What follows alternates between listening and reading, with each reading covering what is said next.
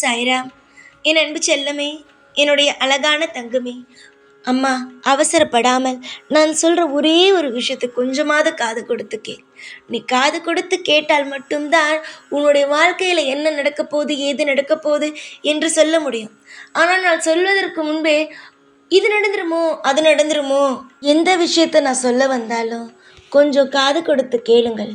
அப்பொழுதுதான் நான் என்ன சொல்ல வருகிறேன் என்பதையே நீங்கள் புரிந்து கொள்வீர்கள்.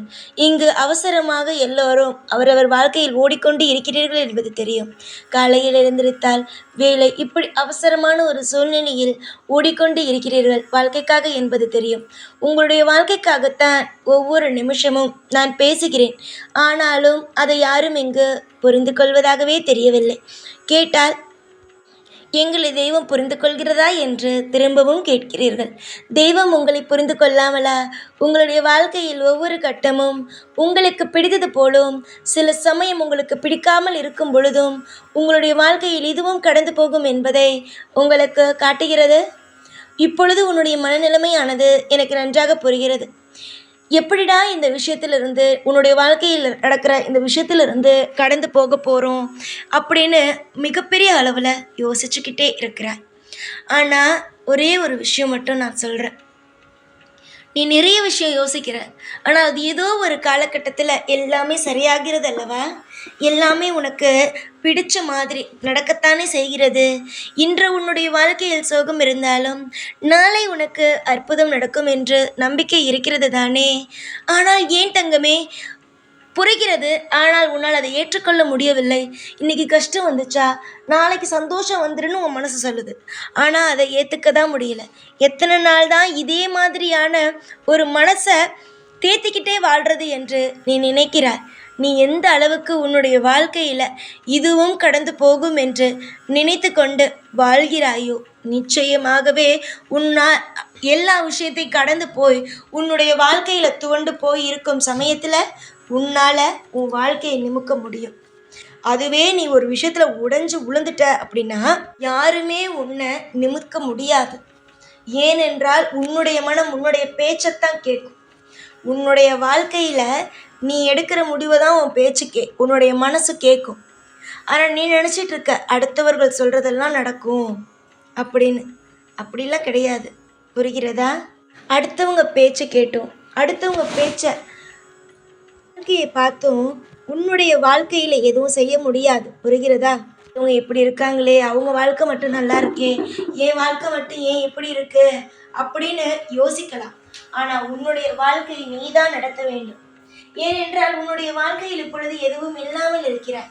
கூடிய விரைவில் எல்லாம் கிடைக்கும் என்று சொன்னாலும் உன்னுடைய மனமானது அதை ஏற்பது இல்லை. நீங்கள் கொடுங்கள், அதுக்கப்புறம் எல்லாமே பேசலாம் என்றுதான் உன்னுடைய மனமானது தோன்றுகிறது. ஆனால் உனக்கு அடிக்கடி சொல்லு, என்ன சொல்ல, நீயே சொல்லு, எல்லாம் மாறும், இதுவும் கடந்து போகும் என்று. ஆனால் உன்னுடைய மனமானது அதை ஏற்கிறதா? இல்லையே. எல்லாமே எனக்கு கெட்டதாக தான் நடக்குது என்று தானே உன்னுடைய மனம் ஒவ்வொரு முறையும் உனக்கு சொல்லிட்டே இருக்கு. அதுதான் சொல்கிற தங்கமே, நடக்கிற எல்லா விஷயத்தையும் மறந்து இப்பொழுது உன்னுடைய வாழ்க்கையில் ஒரு விஷயம் நடக்குதா, கெட்ட விஷயமா நடக்குதுன்னா அதை அப்படியே ஓரமாக தூக்கி வை. எது நல்லதாக நடக்குதோ அதை எடுத்துக்கோ.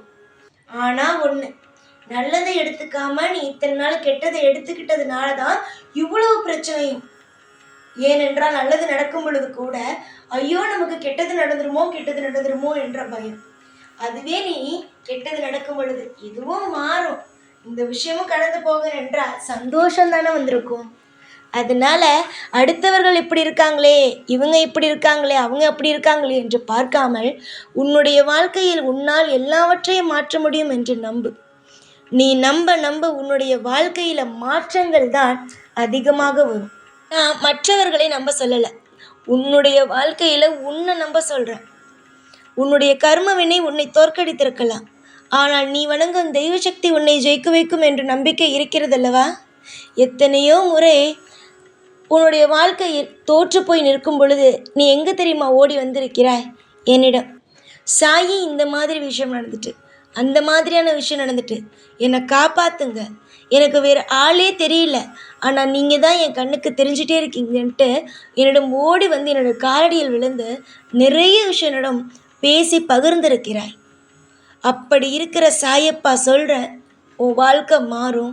உன்னுடைய வாழ்க்கையில் இருக்கிற ஒவ்வொரு கசப்பான விஷயங்களும் மாறி உனக்கான ஒரு அத்தியாயம் பிறந்து சந்தோஷமாக இருப்ப.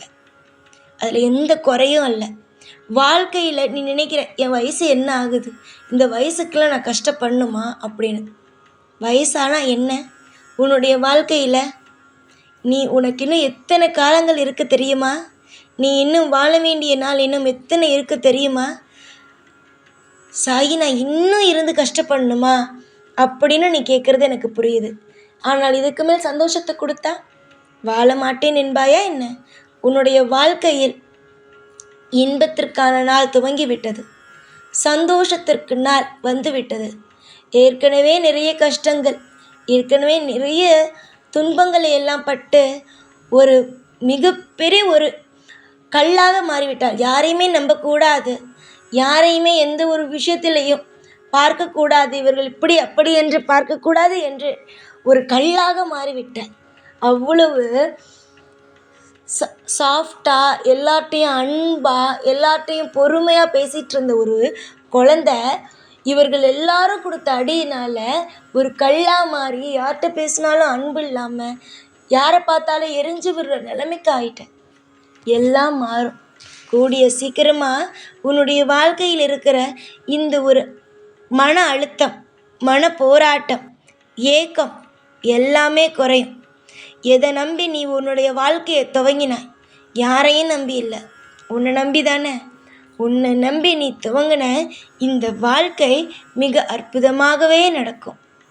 எல்லா நேரத்திலேயும் ஒரு இன்பமான ஒரு காலகட்டத்தை, இன்பமான ஒரு விஷயத்தை நிச்சயமாகவே நீ அனுபவிப்பாய்.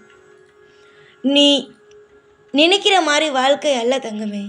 ஒவ்வொரு நாள் ஒவ்வொரு வித்தியாசமான விஷயங்கள் நடக்கும். அந்த வித்தியாசமான விஷயங்களை எல்லாம் பிடிச்சிக்கிட்டு தான் நீ மேலே வந்தாகணும். இல்லை நான் இதெல்லாம் பிடிச்சிக்க மாட்டேன், இந்த விஷயம்லாம் எனக்கு தேவையே இல்லை அப்படின்னு நினச்ச அப்படின்னா உன்னால் எந்த ஒரு நிலையிலும் எந்த ஒரு விஷயத்தையும் உன்னால் தாங்கி கொண்டு மேலே வர முடியாது. இன்பத்திலும் அடிப்பட வேண்டும், துன்பத்திலும் அடிப்பட வேண்டும். இன்பத்திலேயே தான் இருப்பேன், துன்பத்திலே இருக்க மாட்டேன் என்றால் எதுவுமே செய்ய முடியாது. புரிகிறதா? நாளுக்கு நாள் உனக்கான சந்தோஷங்களை கூட்டி தருவேன் இந்த சாய். உன்னுடைய வாழ்க்கையில் இருக்கும் பண கஷ்டங்களானது நீங்கும். உன்னுடைய வாழ்க்கையில் இருக்கும் மன கஷ்டங்களானது குறையும். எதெல்லாம் உனக்கு தேவையோ அதெல்லாம் உன்னுடைய வாழ்க்கையில் கொடுத்து உன்னுடைய வாழ்க்கையில் மேலும் மேலும் மேலும் அற்புதத்தை உனக்கு கொடுத்து வாழ வைப்பேனே தவிர இனிமேல் துன்பம் என்ற ஒன்றுக்கு இனி உன் வாழ்க்கையில் இடமே அல்ல. சந்தோஷமாக இருங்க. சகல சௌபாக்கியங்களை பெற்று நீடோடி உங்கள் குடும்பத்தோடு ஆயுளோடு வாழுங்கள். இனி பிறக்க போகும் ஒவ்வொரு நாளும் இனிமையான நாளாக இருக்கும். எவ்வளவு அமைதியோடு நான் பேசுவதை உட்கார்ந்து இவ்வளவு தூரம் கேட்கிறாய். பொறுமையாகத்தானே? அதே போலவே வாழ்க்கையில் பொறுமையாக இரு. எல்லாம் நல்லதே நடக்கும். எப்பொழுதும் எல்லா நாளும் உன் கூடவே இருந்து உன்னை ஒவ்வொரு முறையும் ஆசீர்வதிப்பேன் இந்த சாய்நான். ஓம் சாய்ராம்.